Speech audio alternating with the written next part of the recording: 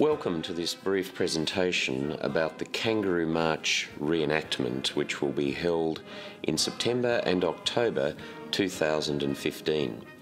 On the 1st of December 1915, 8 months after the Gallipoli landing, 5,000 people gathered in Wagga Wagga to see 88 men from 16 years of age to 60 begin a 36-day march through to Campbelltown in Sydney.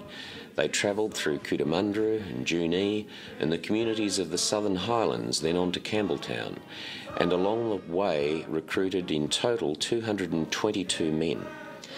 A Kangaroo March Reenactment Committee has been established, and it is creating this reenactment and inviting all of those who live in these communities, and perhaps those of you who don't, to understand what happened in 1915 and, importantly, how these events inform who we are now. They fear not what may be before them in the incoming fight. Their only aim to keep intact freedom's sacred right. The right therefore bears foot for, men all staunch and true. He will do his best and enchants the rest, this fighting kangaroo. The Kangaroo March is also establishing the Commemorative Children's Choir. And what this does is it gives our children in these communities along the course of the march an opportunity to participate with one another in singing songs not only from the era, but also new songs that are being written about what it means to us today. Well, we're here today because the RSL Rural Commemorative Youth Choir has been shooting the official music video of their theme song, Young and Free, which was actually written, I wrote that after Dr. Brendan Nelson's address at Anzac Day in 2014.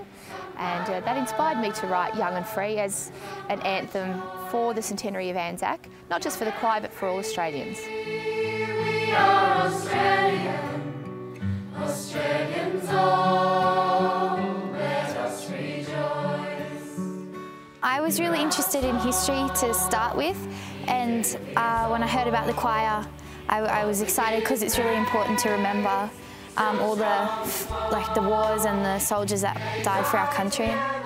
In order to keep the spirit of Anzac alive for the next generation, I felt that if we could engage the children in something that lasted leading up to the Kangaroo March, but then lasted well onto, into the future, to be able to commemorate and teach children the meaning of commemoration. And that's why I'm excited to be here at the Australian War Memorial in Canberra. We've brought 60 children from all over New South Wales as part of the RSL Rural Commemorative Youth Choir. The legacy, I think, will be twofold. There'll be a legacy that our children today will understand better why we went to the First World War, what it means to be Australian, and that will be a legacy that'll live on in those children. But the other big thing that has grown out of the Kangaroo March is the RSL Commemorative Rural Youth Choir. Now, in each town we're starting mobs, that kangaroos hopped in mobs or collected in mobs, and so each town has its own commemorative choir. And I'm hoping, and I know OJ, who is the music director for the Kangaroo March and for the RSL Commemorative Youth Choir, that she's hoping that they will go on and they will interact with the RSL sub-branches and help them with their music and things on Anzac Day, Remembrance Day and other commemorative days that happen. My interest stems from the fact that my children are involved in the choir, and being able to be a part of something that won't be repeated, I guess, for a long time. Going to different places, being able to sing in different places. Also, getting the kids involved along the way that wouldn't have an opportunity to do something like this otherwise. It's been a huge undertaking. Firstly, to write the song. It's been fantastic to be working with Lee Kernaghan and Garth Porter at Rancom Studios to do a proper official studio recording of Young and Free. Welcome to all of you.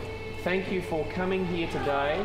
To work with Dr. Brendan Nelson, the director of the Australian War Memorial, who is also the patron of the Kangaroo March, on this recording. It's been an honour to work with the film crew here at the War Memorial to make it happen.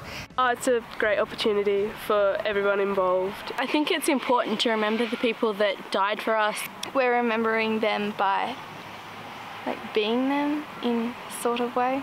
I'm feeling very honoured. I mean, it's a great opportunity to represent my country, and I feel very honoured because my great-great-grandpa was in the Air Force and my great-grandpa was in the Navy. So I'm feeling very honoured, and I can't wait for the world to see and remember how hard the war was, not that it's a great thing. I think life on the property is hard when an animal has to get put down. I can't imagine what it would have been like in war. We're historical reenactors as a family, and we really think that being part of history is a way of getting connected with the past.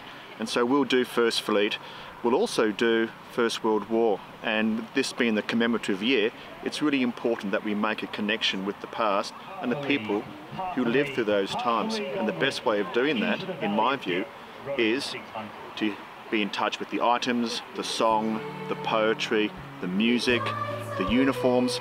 All of that comes together to form a real connection with the past, which is absolutely essential for historical imagination to come alive.